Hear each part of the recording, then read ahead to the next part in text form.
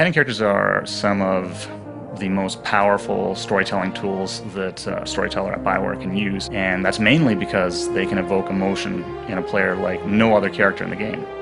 They're helping you in your adventures, they're helping you in combat, they have opinions on story. You really build a rapport with them, and because you build that up, when they get hurt or something happens to them, you really care. Companions in the Old Republic, much like in every BioWare game, are a key part of the experience. When we first started figuring out the companions for the different classes, step one was the basics. Things we knew we needed to have in there somewhere, things that were going to touch on sort of the cornerstones of Star Wars. So we knew we wanted some droids, you wanted some big aliens, you wanted sort of the lovable people, you wanted the romantic groups. We've crafted this game around the idea of you and your sidekick, just like Han Solo has Chewie, Luke has R2. Companions aren't just pets, so to speak. They're much, much more. They're more powerful for once. They level up alongside you. They have their own skills, abilities that they unlock over time. They use them rather intelligently.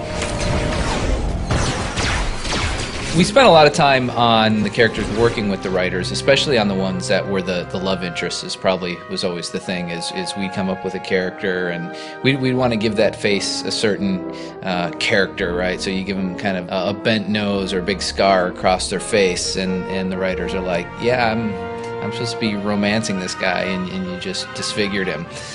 So we'd have to go back to the drawing board. Fantastic. Glad you could open up. With over 40 companion characters in the game, one of the things it allowed us to do was have a huge variety in the experience, not just within one class, but class to class. They're wildly different experiences. We have the most evil, the most good, and a lot of very nuanced characters. People are not just tied to light side, dark side, and it takes a little bit for characters, and when players are playing, for them to sort of get used to it. What we ended up with is making sure that every class gets access to the 5 roles of companions that we have in the game, but not necessarily in the same order, because that is dictated by the story. What we did there is try to make sure that you got the role that is most useful to you at the earliest point in time. For example, if you're playing an Inquisitor, we give you a companion that is a damage taker. He will take damage, he will hold the enemy, taunt them, and make sure that they're attacking him, allowing the Inquisitor to stand back and use his abilities. Customizing your companion is important, much more important than it was in a BioWare or single-player game, because you're in this world with thousands of other players, and they also have companion characters, and we want to make sure that we differentiate those companion characters. We have appearance kits that you can actually change the entire appearance of your companion character. You have, when you get Vet, as a Sith warrior, she's a blue-skinned Twi'lek, but you can actually change her skin color and her facial features and make her look different. When you first get a companion character, you're going to know them as you knew them through the plot. So that's a lot different than knowing them personally. We have differences. The way that comes out in our game is through the affection system.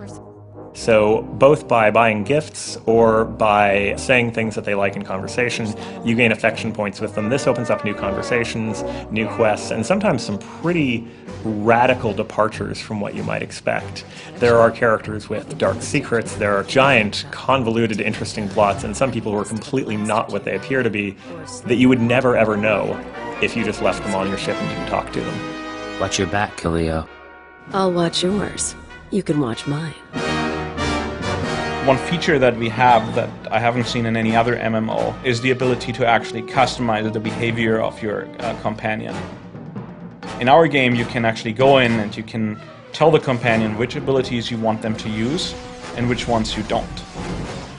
They're a real member of your party, and they have a full selection of abilities. And in addition to that, they're actually able to do things such as do your crafting.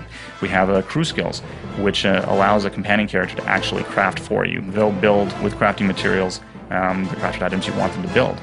It's like you're the taskmaster, well, especially if you're a Sith, and you're getting them to to make the stuff you want them to make. You're more to me than just my master. You two know that, don't you? You're much more than a Padawan to me. I thought so. Romances bring a depth and a complexity and a realism to the feel. It feels like these are real people. Say it with me. I'm better than Temple in every possible way. Obviously, the love triangles and things like that can bring a little bit of extra tension there. They're not things that you have to get involved with if people are not into the romance aspect. But if it was missing, I think it would seem very strange. Good behaving. Did you notice? Of all the companions, probably Vet is my favorite. She's sassy, she talks back, and you're like this evil Sith Lord guy in training, and you just get to shock her when you want to. It's just all really well done. Doesn't even hurt anymore.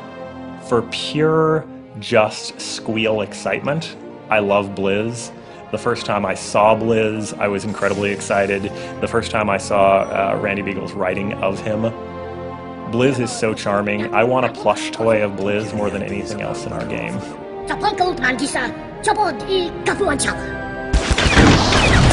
I think mission statement number 1 was the companion needs to be something positive. That meant a lot of work, a lot of iteration on features like pathfinding, artificial intelligence, and their abilities to make sure that they don't do frustrating things. I think we really achieved a point where they're going to feel like a solid addition. You know, one of the things is for me in any of the Bioware games with the companions is always kind of that first decision where now you have more companions than you can travel with, right? And the idea of even leaving one of them home is painful. I think that's when you know you've developed good companions. I think you're going to find players are going to talk about their favorite companion characters once they start playing this game. It's going to be one of the touch points of Star Wars: The Old Republic.